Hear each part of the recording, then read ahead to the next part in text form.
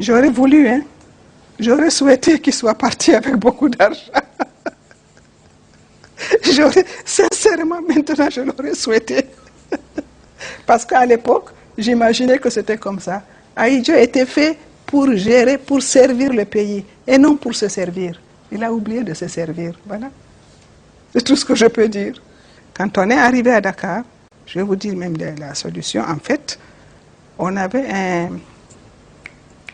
un petit immeuble ici, comme je venais à Dakar souvent, qui était mis en vente. C'était même par Sissoko qu'on avait su.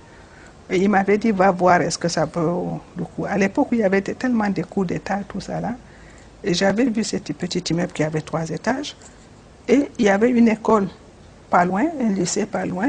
Il y avait un jardin d'enfants pas loin. Je lui ai dit, ça vaut le coup, comme c'est vraiment bien donné, ça vaut le coup de prendre, on ne sait jamais. Ce qui peut arriver, je peux me retrouver là avec les enfants, les petits-enfants. Bon, on a pris cet immeuble, il l'a acheté, n'est-ce pas?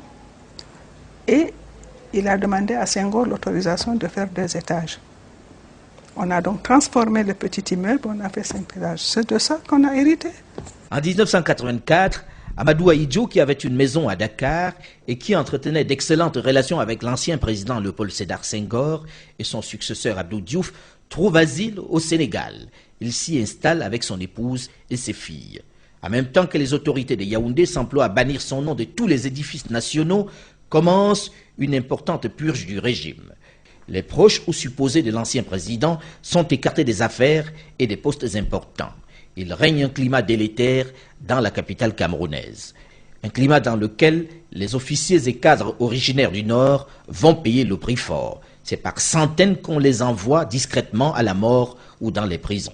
C'était les gens du Nord qui étaient à la militaire, bon, qu'ils voulaient qu'on commençait à dégommer pour mettre les leurs. Le putsch a démarré comme ça. On y trouvait des civils qui déjà commençaient à sentir que ça sentait le roussi, sont rentrés dedans. Au milieu de la décennie 80, l'ancien président Amadou Ahidjo s'installe définitivement au Sénégal. Un déménagement forcé qui ne l'empêche pas de continuer de s'intéresser au Cameroun, sa passion. Il en souffrait beaucoup. Et il souffrait beaucoup, pas de l'exil qu'il a eu, parce qu'il disait que ça, un homme politique, c'était un homme politique. Il pensait quand même pas qu'il serait exilé du Cameroun. Ahidjo avait dit, il a toujours pensé à un coup d'État, on le tue, où il est gardé là-bas, mais il ne pensait pas qu'on s'en prendrait à sa famille. Parce que sa famille, il l'a toujours tenu en dehors de la politique. Hein. Ça, tout le monde peut être témoin. Ahidjo n'a eu qu'une passion dans sa vie, le Cameroun. On s'est retrouvé à Dakar, bon, on a encaissé. Ahidjo a vécu dans l'amertume, si vous voulez. Je ne peux pas vous dire qu'il a vécu ça bien, il a vécu dans l'amertume, mais en plus, il apprenait que ça allait mal au Cameroun. Que ça dégringolait, que le Cameroun était en train de... Je vous ai dit, il a entendu à RFI une fois, il a fait une crise de nerfs parce que le Cameroun était devenu un pays à plus haut risque que le Tchad, à l'époque, hein, et que le Cameroun était à genoux, que le Cameroun était devant la Banque mondiale, que le Cameroun était devant le FMI. C'est là, le jour-là, qu'il m'a fait sa crise de nerfs en me disant, mais comment ils ont fait? Le Cameroun pouvait vivre 10 ans sans problème avec ce que j'ai laissé parce que la crise existe depuis 1973 et on a fait en sorte pour que le Cameroun ne le sente pas. C'est ce qu'il a dit. Et c'est vrai que quand nous sommes partis du Cameroun, moi je ne sentais pas qu'il y avait la crise, que ceci, que cela. Il se mourait de savoir son pays. Il dit que tout un peuple allait souffrir parce que les gens n'ont pas su gérer. C'est ça qu'il m'a dit. Tout un pays allait souffrir parce que les gens n'ont pas su gérer.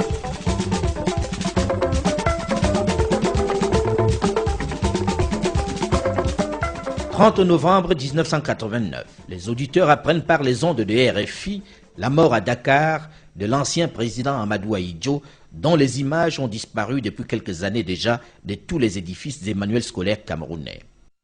À Dakar, pendant cette semaine, elles sont nombreuses, les personnalités, les représentations diplomatiques qui se bousculent à son domicile pour lui rendre un dernier hommage.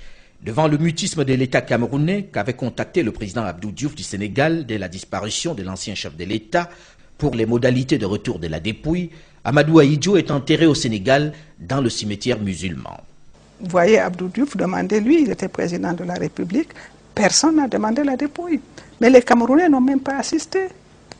Quelques Camerounais, l'ambassade du Cameroun n'est pas venue. Le jour où le cercueil est parti au cimetière de Yoff, il est mort jeudi soir.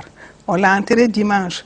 Donc Abdou Diouf m'a dit qu'il a attendu ce vendredi, samedi, dimanche, que Biya le rappelle, comme il lui avait promis. On ne l'a pas demandé.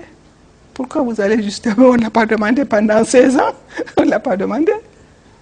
Même là-bas au cimetière, je vous dis qu'ils ont fait des tableaux là. Ils lui ont donné tout un quartier, soi-disant le quartier Amadou Ahidjo. Comme tout un chacun, hein, chacun veut que ses cendres reposent dans son pays. On dit que la mort efface tout. Au Cameroun, elle n'a rien effacé.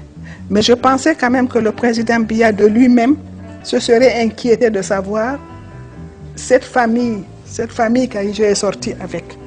De quoi vit-elle? Comment est-elle? Se serait inquiété de nous. Babola, Bongoma Bobende, Matimbi, Bola Bisonaoa, Bonaginde, Bolambambae,